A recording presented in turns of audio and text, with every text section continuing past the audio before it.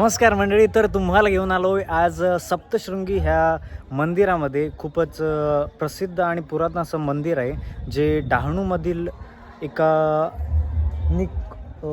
अबे जल्दी बोल, कल सुबह पनवेल निकलना। निकावली ह्या गावामध्ये हे वसलेलं मंदिर आहे. चला तर मग तुम्हाला दाखवतो मंदिराची ओव्हरऑल रूपरेषा आणि ओव्हरऑल कसं मंदिर आहे ते सगळं काही. 2-2.5 वर्षाच्या पुढच्या काळामध्ये आहे, जुन्याने बनवलेला आहे पथराचं.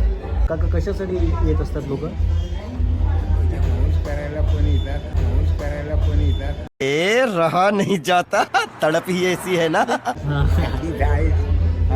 काकांशी झालेली चर्चा आपण बघूच, पण त्याआधी मंदिराची रूपरेषा, गाभारा आणि आई सप्तशृंगीचं दर्शन घेणं अतिशय महत्त्वाचं आहे. आई सप्तशृंगी, हा आहे गाभारा.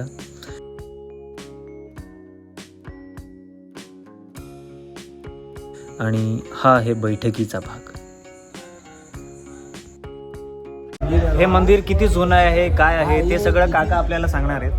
आपल्या 2-2.5 वर्षाच्या पुढच्या काळामध्ये आहे, जुन्याने बनवलेला आहे पथराचं. 250 वर्ष पूर्वीचं हे जुन्याने बनवलेलं आहे. हे पूर्ण तुम्ही बघू शकता की हे पूर्ण मंदिर चुन्याने बनवलेलं आहे. जुन्याने बनवलेला आहे, चुना सिमेंट नाही ना, पत्थरचा बनवलेला आहे. पत्थर दगडाने बनवलेलं आहे आणि चुन्याचा वापर करून ते बनवलं आहे. अजिबात त्याच्यामध्ये सिमेंट नाही आहे. तुम्ही बघू शकता की 250 वर्षांपूर्वी बांधलेल्या ह्या मंदिराला एकही तडा गेलेली नाही. आणि आत्ताची जी बांधकाम होतात त्याबद्दल नाही बोललेलं तरच चांगलं. त्या विपरीत महाराष्ट्रात जे शिवकालीन गडकिल्ले आहेत त्यापैकी 12 किल्ले युनेस्कोच्या जागतिक वारसा यादीत समाविष्ट झालेत. कोणी बांधलं वगैरे? आमच्या आजोबा पिंजोबा लोकांनी बांधलं असा आहे इतिहास. आमच्या आजोबा पिंजोबा ते लोकांनी बनवले. अच्छा, हां, हे एवढंच होतं. हे तर शेड आता बनवलं.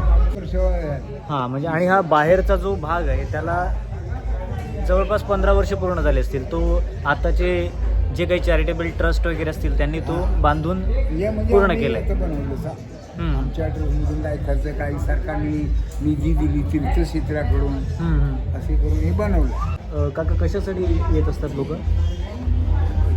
करायला पण येतात. मौज करायला येतात, पार्टी करायला येतात. आणि नदी जवळ, कारण की जवळ एक नदी सुद्धा आहे काका, सूर्या नदी आहे बाजूला.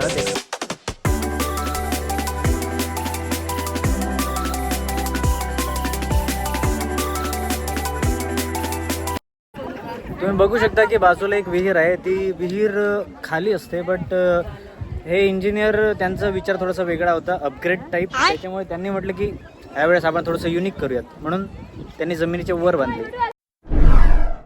हा मंदिराच्या बाहेरचा परिसर आहे जो अतिशय स्वच्छ, सुंदर आणि निसर्गरम्य असा वातावरणाचा फील देणारा असा हा परिसर आहे.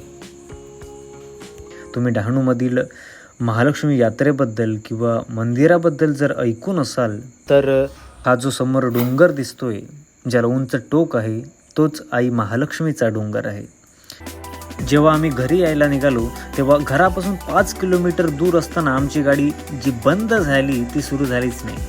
शेवटी एक बाईक मेकॅनिक करणारे दादा आले आणि हे असं लात मारून बाईक गॅरेजमध्ये घेऊन गेले.